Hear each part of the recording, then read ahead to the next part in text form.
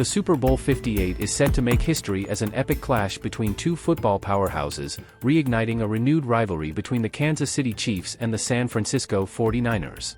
Scheduled for February 11 in Las Vegas, this matchup promises to be a monumental battle, following both teams emerging victorious from their respective NFL Conference Championship games last Sunday.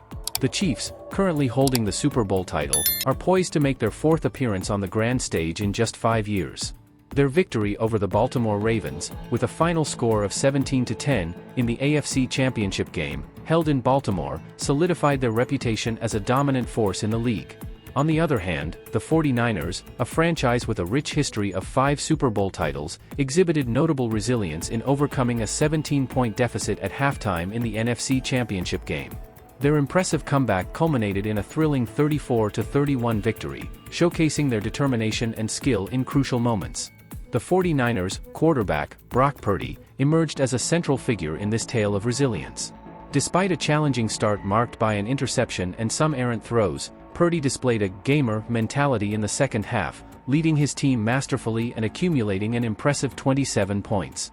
Facing relentless pressure from the opposing defense, Purdy showcased his versatility in extending plays with precision, whether by finding his receivers in tight situations or utilizing his own legs to gain yardage.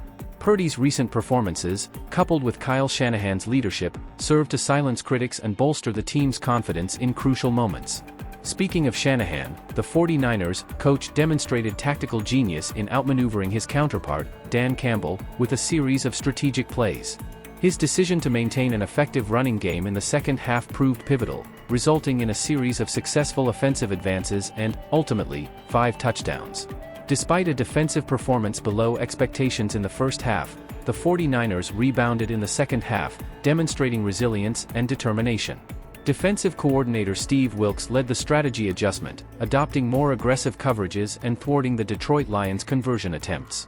Additionally, the 49ers managed 2 crucial fourth-down stops at critical moments in the game, halting their opponent's offensive momentum and solidifying their position as one of the league's most formidable defenses.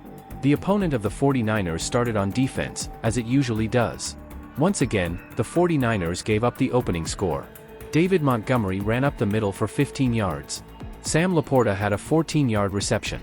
Jameson Williams exploited poor tackling on his way to a 42-yard touchdown. It wasn't the start defensive coordinator Steve Wilks had envisioned.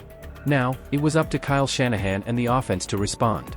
The offense got to 3rd and 9, but Brandon Ayuk won his 1-on-1 matchup. After Brock Purdy checked it down on 2nd and 10 and completed a 15-yard pass to Deebo Samuel, Christian McCaffrey ran for 7 yards to get another first down. After McCaffrey fell short of the sticks on 3rd and 11, Jake Moody's 48-yard field goal attempt sailed wide right. In the NFC Championship game, you can't give away points. The reason the 49ers brought Moody in was to be as automatic as possible. The Lions took 2 plays to get into 49er territory after a 14-yard pass to Montgomery. The defense forced a 3rd and 9, but couldn't get off the field after Amon-Ra St. Brown caught a screen pass and converted. Randy Gregory was to blame on the next play. He turned and allowed the running back to get past him. The Lions exploited the 49ers' aggressiveness, which worked perfectly. Detroit scored on an 11-play, 62-yard touchdown drive. We'd have the chance to see the 49ers offense play from behind for the second consecutive week. Purdy used his legs to find Kyle Juszczyk and gain 23 yards. The Niners were cooking in Lions territory, but it seemed like the trip would be a waste if they didn't get a touchdown. McCaffrey had a notable reception and ran for 28 yards before scoring a touchdown to make it 14-7. San Francisco forced a punt, but Purdy threw the ball into triple coverage over the middle of the field on 3rd down, instead of taking the sack and accepting the punt. That's how Purdy has been throughout his career. That's how he threw to Jawan Jennings on 3rd down a week ago. But it comes back to bite the Niners here. Detroit gained 16, 17, and 15 on the next drive to take a 21-7 lead. And how do the 49ers respond? Going 3 and out. Detroit had the chance to go up 3 scores before halftime, with less than 5 minutes left in the first half. The defense had another chance to get off the field on 3rd and 12, but the Lions picked up the 2 linebackers on the wrong side of the formation, and Jahmyr Gibbs ran to the edge for another first down. Then, on 3rd and 18, the defense gave up another first down. The consistent theme here was Wilks playing soft coverage and letting Goff sit in the pocket and pick apart the defense, which he did. Unsurprisingly, the Lions converted another third down before halftime. The defense held, but it was 24-7 at halftime. The 49ers had no margin for error going forward. Goff went 6 for 6 for 70 yards on third down in the first half. The Lions ran for 148 yards. Amon-Ra St. Brown had 73 receiving yards. On the other side of the ball, McCaffrey had just 29 yards. Brandon Ayuk had 6 targets but just 1 reception. The 49ers started the second half with the ball, putting it in the hands of their best player.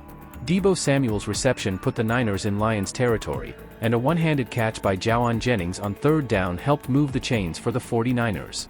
But at the 25-yard line, McCaffrey didn't touch the ball once, and the 49ers were forced to settle for a field goal attempt. Moody's kick was good this time, and the Niners cut the deficit to 24-10. The Lions faced 4th and 2, and instead of making it a 3-possession game, Campbell opted for it. Goff's pass fell incomplete, and the 49ers were given life. Deebo gained 17 yards on first down. Purdy threw up a prayer that hit the defensive back's face mask and fell into Ayuk's hands. That 51-yard gain put the 49ers at the 4-yard line before Ayuk's touchdown. It was 24-17, and San Francisco just needed a stop. Moody's field goal was good, and the Niners had the first lead of the game, 27-24. A fourth-quarter lead in the NFC Championship is all you can ask for. This is where the 49ers wanted to be because it's when their defensive line is at its best. Could they step up and make a play? Jameson Williams beat Ambry Thomas on a deep route for an explosive play. Montgomery ran for 16 yards on the next play, taking advantage of Young being overly aggressive. Thomas was hit by a spark of fleas. Logan Ryan replaced Brown, Darrell Luter played in the slot, and Diamador Lenore stood outside. On 4th and 3, you knew Campbell was going for it. Arik Armstead and Javon Hargrave won their matchups and made the biggest stop of the year. Now, it was the offense's turn to ice the game. On 3rd and 4, Purdy scrambled for 21 yards. His ability to make big plays with his legs is unmatched with what the 49ers have had at the center. McCaffrey ran for 25 yards on the next play. And Elijah Mitchell's first carry of the game was for 6. The 49ers scored 27 unanswered points to take a 10-point lead, 34-24. Could the Niners' defense hold up? Sam Laporta caught a first-down reception on third down, then Josh Reynolds made a 25-yard throw that put him inside the red zone. It was the first goal of the 9 missing more than a minute left. An 8-yard gain on 2nd and goal brought the ball to the 1-yard line. It fell to 4th down after the run defense pushed the Lions on third down.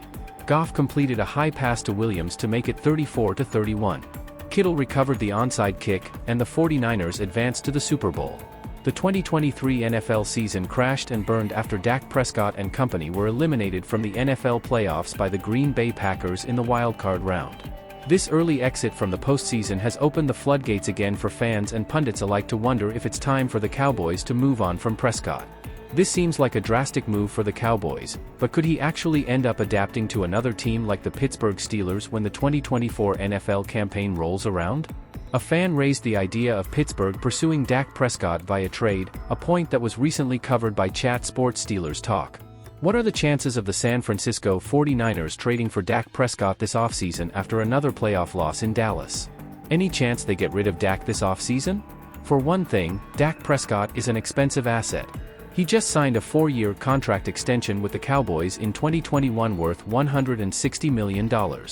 He has a whopping $59 million cap hit in 2024. If the Cowboys were to trade Prescott, they would have to eat a painful dead cap hit. The same cap hit would also be too much for the San Francisco 49ers to accommodate. Either way, the Steelers can't be satisfied with their quarterback situation. Kenny Pickett doesn't look like Pittsburgh's long-term answer at center. Mason Rudolph is a free agent at the end of the 2023 season, while Mitchell Trubisky is, well, Mitchell Trubisky. And you, fan, what do you think of the Kirk Cousins situation? Leave your opinion in the comments.